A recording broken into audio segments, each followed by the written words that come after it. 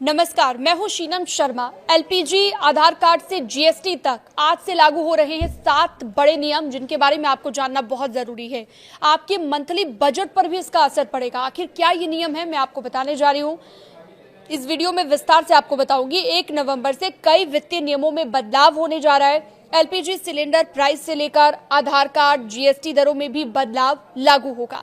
आइए जानते हैं कौन कौन से ये बदलाव हैं। सबसे पहले तो ये जान लीजिए कि हर महीने की तरह नवंबर में कई वित्तीय बदलाव होने जा रहे हैं इस बार, और ये सीधा आपके मंथली बजट पर असर करेंगे, प्रभावित करेंगे आपके बजट को। नवंबर महीने के दौरान एलपीजी से लेकर आधार कार्ड तक के नियम बदल रहे हैं। इसके अलावा जीएसटी स्लैब, कार्ड और शुल्क, ये सब चीजें बदल रही हैं। नवंबर से लागू होंगे ये शुल्क।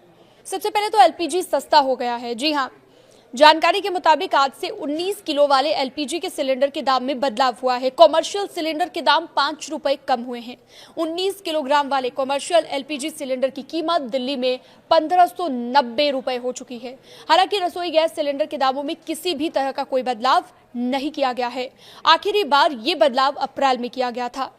आधार को लेकर भी अपडेट आया है। आधार अपडेट करने को लेकर रिवाइज हो गया है चार्ज, यानी कि जो फीस आप पहले देते थे वो अब बदल गई है। भारतीय विशिष्ट पहचान प्राधिकरण यानी कि यूआईडीएआई की तरफ से बच्चों के आधार कार्ड में बायोमेट्रिक अपडेट के लिए लगने वाला 125 रुपए का शुल्क अब माफ कर दिया गया है। यानी कि बायोमेट्रिक अपडेट कराना बिल्कुल फ्री हो गया है। ये चार्ज 1 साल तक माफ किया जाएगा। वहीं वयस्कों की अगर बात करें, अडल्ट्स की बात करें, तो नाम, डेट ऑफ बर्थ, एड्रेस या फिर मोबाइल नंबर जैसी डिटेल अपडेट करने की कॉस्ट 75 रुपए है, जबकि फिंगरप्रिंट या फिर आइरिस स्कैन जैसे बायोमेट्रिक अपडेट की लागत 125 रुपए होगी।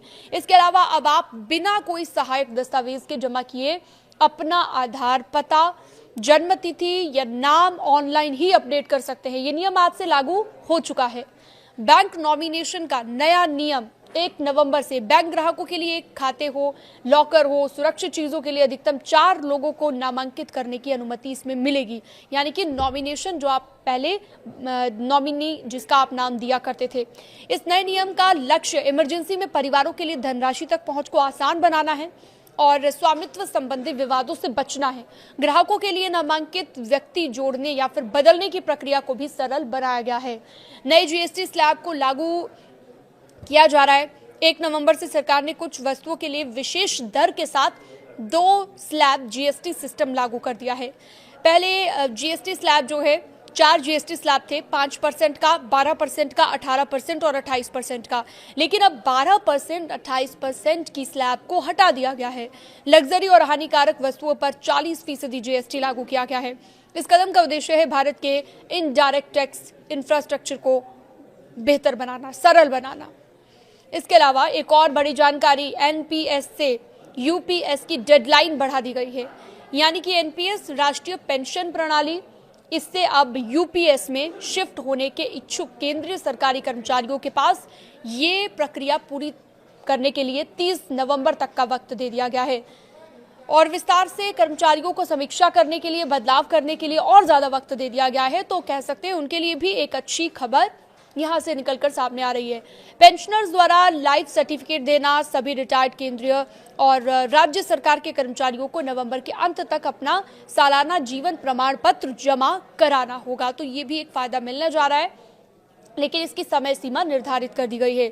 अब एसबीआई कार्ड होल्डर्स की बात कर लेते हैं। उनके लिए नए चार्ज आज से लगने जा रहे हैं। 1 नवंबर से एसबीआई कार्ड यूजर्स को मोबीक्विक और क्रेड जैसे थर्ड पार्टी ऐप के माध्यम से किए गए शिक्षा संबंधित भुगतान पर एक शुल्क का सामना करना पड़ेगा। इसके अतिरिक्त एसबीआई कार्ड का उपयोग करके डिजिटल वॉलेट में 1000 रुपए से ज्यादा की राशि डालने पर भी 1% का शुल्क लगेगा। इस खबर से जुड़ी हुई अन्य जानकारियों के लिए आप हमारे साथ जुड़ सकते हैं। अन्य खबरों के लिए आप हमारे साथ बने रह सकते हैं। न्यूज़ 18 के डिजिटल प्लेटफॉर्म को आप सब्सक्राइब भी कर सकते हैं।